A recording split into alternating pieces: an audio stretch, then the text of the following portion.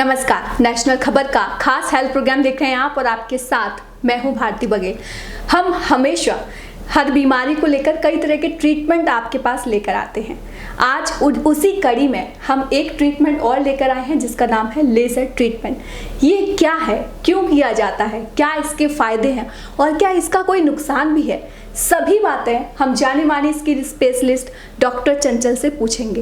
तो सबसे पहले तो मैम आपका बहुत बहुत स्वागत है नेशनल खबर पर। Thank you. और इसी के साथ मेरा पहला सवाल आपसे यही है कि लेज़र ट्रीटमेंट क्या है? देखिए, लेज़र एक प्रकार की रेज होती हैं जो हमारे स्किन में जो है फ़ायदे करती हैं। उनका एक पर्टिकुलर वेवलेंथ होता है जो हमारी स्किन में जाके हिट करते हैं, जैसे मेलेनिन हो या फिर हीमोग्लोबिन हो या वाटर हो, जो हमारे स्किन में ग्लो या रीसरफेसिंग या रिजुविनेशन करता है। वही मैम, मेरा अगला सवाल ये है कि ये क्यों कराया जाता है? देखिए, लेज़र करने से जो हमारे एज ग्रुप में डिवाइड कर सकते, अगर मैं एज ग्रुप वाइज डिवाइड करूं तो हमारे जो स्किन है उसमें अगर स्किन सन स्पॉट्स हैं या हमारे एक्ने स्कार्स हैं जो देखा जाता है, उस पर ये बहुत अच्छा फ़ायदा करता है। उसे लेज़र रीसरफेसिंग बोलते हैं। अगर आपके स्किन में पिगमेंटेशन है तो ये हमारे पिगमेंट को टारगेट करता है, जिससे आपका पिगमेंटेशन कम होता है। और अगर आपको एंटी एजिंग देखा जाए, जिसमें फाइन लाइन्स, रिंकल्स या फिर रफ टेक्सचर जो होता है वो हमारे स्किन को ये स्मूथ आउट कर देता है। तो इन सब चीज़ों में लेज़र फ़ायदा कर सकता है। वही एक सवाल मेरा ये भी है कि लेज़र ट्रीटमेंट को लेने की सही उम्र क्या है? मैंने जैसे अभी बताया है कि हर उम्र में हम लेज़र कर सकते हैं, लेकिन अगर आप लेज़र हेयर रिमूवल की बात करें तो ये जब आपकी फुल हेयर ग्रोथ होती है एडोलसेंट एज में 15 to 16 ईयर्स के बाद हम बोलते हैं कि आपको लेज़र हेयर रिमूवल स्टार्ट करना चाहिए। हाँ, और अगर आपको एक्ने के कारण एक्ने स्कार्स हो गए हैं, देखिए हमारे एक्ने, तो आप जो है जब एक्ने स्कार्स ट्रीटमेंट भी हम नॉर्मली 15-16 ईयर्स के बाद ही करते हैं।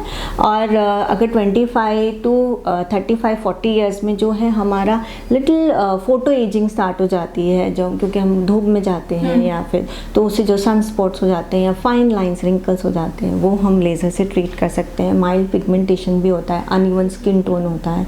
और 50 अबव जो है एजिंग प्रोसेस और ज़्यादा हो जाती है, उसे क्रोनोलॉजिकल एज भी बोलते हैं, उस पे भी हम जो है लेज़र आपका कर सकते हैं। मैम, जैसे आपने बोला कि फुल ग्रोथ हो जाती है हेयर्स की तो हम रिमूव करते हैं, क्या ऐसे वैक्स की तरह देखा जा सकता है? नहीं, वैक्स से बिल्कुल डिफरेंट है। ये एक टेक्नोलॉजी है जिसमें हम आपके हेयर के रूट्स को टारगेट करते हैं, जिससे आपके जो हेयर हैं वो परमानेंटली फाइन होके कम्प्लीटली ऑलमोस्ट रिडक्शन हो जाता है।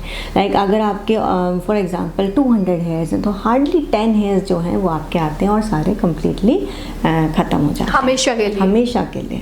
सो ये वंडरफुल ट्रीटमेंट है। वही मैम, मेरा आखिरी सवाल आपसे ये है कि लेज़र ट्रीटमेंट लेने के बाद किन चीज़ों का ध्यान रखना चाहिए? ये बहुत ज़रूरी बात है कि लेज़र जैसे आपने लिया तो उसके बाद डॉक्टर आपको जो भी बताते हैं, जैसे कि फर्स्ट एंड फॉरमोस्ट सनस्क्रीन, क्योंकि हमारा लेज़र लेने के बाद हमारी स्किन थोड़ी सेंसिटिविटी हो जाती है, तो उसको हमें सन से प्रोटेक्ट करना है, तो सनस्क्रीन लगाना बहुत ज़रूरी है।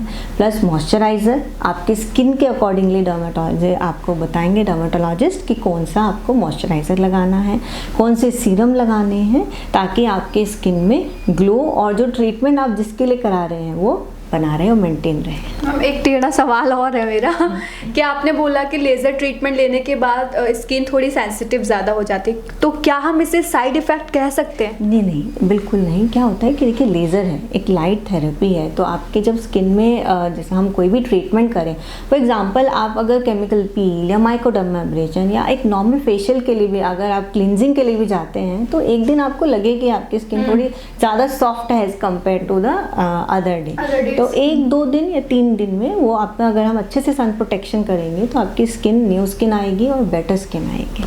बहुत बहुत शुक्रिया मैम नेशनल खबर को इतनी महत्वपूर्ण जानकारी देने के लिए। Thank you.